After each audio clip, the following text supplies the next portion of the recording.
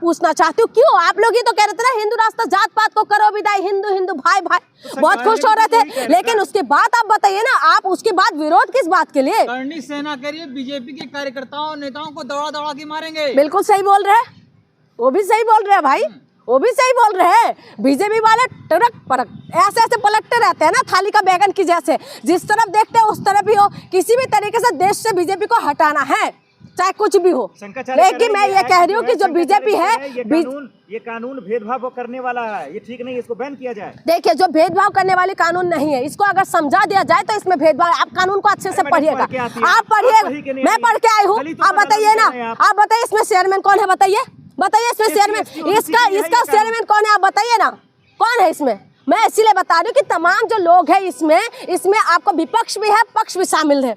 इसमें जो सत्ता पक्ष के भी लोग हैं और विपक्ष के भी लोग शामिल हैं। इसीलिए मैं कह रही हूँ ये जो कानून लेके आया है ये ओबीसी के लिए, ओबीसी को शामिल किया गया, इसीलिए इनको बिलबिला उठे हैं, ये परेशान हो रहे हैं, ये चुनाव को देखते हुए कर रहे हैं। इसमें कोई ये नहीं कि बीजेपी का धन्यवाद करना चाहिए। पूरी जिंदगी 12 साल से तो बीजेपी पूरी तरह से लूटने में लगे हुए, एक क्या वो कर दिया तो इसलिए इनका तारीफ करे। इन्हीं के उसमें तो उन्नाव जैसे कांड हुआ, हाथरस जैसे कांड हुआ है, हाँ, और मणिपुर जैसे कांड हुआ है, तमाम चीजें, अंकिता भंडारी जैसे कांड हुआ, तमाम जो कांड है इन्हीं की उसमें हुआ। क्या इन्होंने ये चीज करके क्या हम लोग इनका तारीफ करें? कोई एहसान नहीं कर रहे हैं, ठीक है। जी खुद ओबीसी समाज से, ओबीसी समाज जो दलितों का भला करने के लिए, एक बात बताइए, अगर इतना भला करने का शौक है ना, इतना भला करने का शौक है, तो मैं कह रही हूँ देश के अंदर जो है आप अमन और शांति के लिए बोलिए ना। आप क्यों आपस में कभी हिंदू मुसलमान में भिड़वा दोगे, कभी जो दलित और सवर्ण में भिड़वा दोगे, कभी अपर कास्ट नीचे कास्ट में भिड़वा दोगे? इस तरीके से क्यों कर रहे हैं? आप बोलिए ना, आप एक शब्द बोले। लाल बहादुर शास्त्री जी थे जिन्होंने बोला था जब देश के अंदर ना गेहूं की कमी थी, जिस वक्त युद्ध के टाइमिंग में, तो लाल बहादुर शास्त्री ने पूरा देशवासियों से बोला था कि एक दिन का भूखा, एक यानी कि फास्टिंग रखिए आप लोग। पूरा देशवासी ने योगदान दिया। आज भी मंडे का फास्टिंग रखते हैं ना, गांव में चले जाइएगा, बूढ़ी माता अभी भी आज भी बोलेंगे कि शास्त्री जी ने वादा किया था, और इसीलिए हम लोग एक दिन का फास्टिंग आज भी रख रहे हैं। जब नेता कुर्बानी मांगते हैं ना, तो जनता कुर्बानी देने के लिए आगे आ जाते हैं। लेकिन नेता क्यों नहीं बोलते? नेता कुर्बानी तो दे रहे हैं, खून से चिट्ठियां लिख रहे हैं प्रधानमंत्री। बिल्कुल बिल्कुल, इनकी जो दोगला चरित्र है ना, वो खून से लिखा होगा, मच्छर मार के उसका खून निकाल के लिख लिया होगा, ठीक है।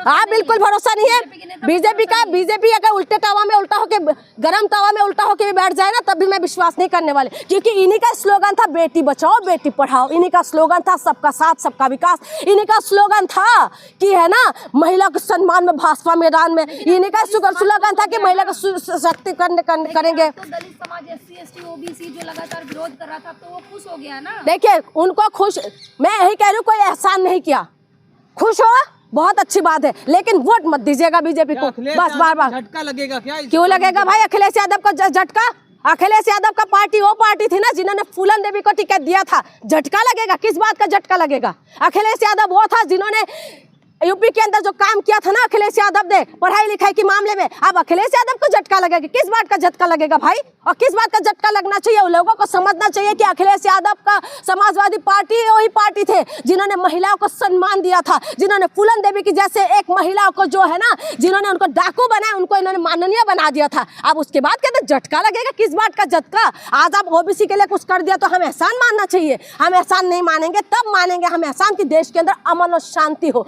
कम से कम इससे तो इतना सुकून हो गया कि जो है मीडिया वालों को जो है इन्हीं को मिल गया, हिंदू मुसलमान से थोड़ा साइड हो गया, थोड़ा जो है अपने आपस में लड़वाते रहो, कौन हिंदू बड़ा हिंदू छोटा हिंदू। और दूसरा ये है कि ये लोग जो है मुसलमान अब सुकून की एक दिन सो जाओ आराम से। सवाल आपसे ये है कि अभी पीछे उत्तर प्रदेश की राजनीति में जिस तरीके से उथल पुथल थी, पूरे उत्तर प्रदेश के जो ब्राह्मण विधायक थे उन्होंने एक मीटिंग बुलाई और अपनी मीटिंग बुलाई और भाजपा के जो प्रदेश अध्यक्ष उनकी मीटिंग में नहीं गए, कहीं उस एंगल से तो नहीं देखा जा रहा?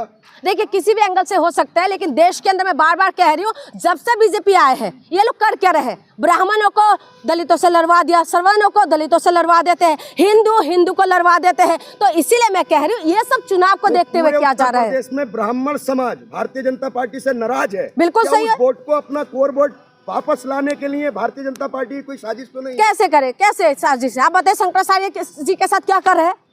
शंकराचार्य जी के साथ क्या कर रहे हैं, तो ब्राह्मण कैसे उनके साथ जाएंगे। तो इसीलिए कह रहे हैं ब्राह्मणों का विरोध नहीं हूँ मैं, श्रवण समाज की विरोधी नहीं हूँ मैं, ब्राह्मणवाद की विरोधी हूँ, और जो है जो मानसिकता है मैं उनकी विरोधी हूँ मैं। बाकी सबका इतिहास कमाल का इतिहास है, इस देश की मिट्टी में सबका योगदान है और सबको मैं मानती हूँ।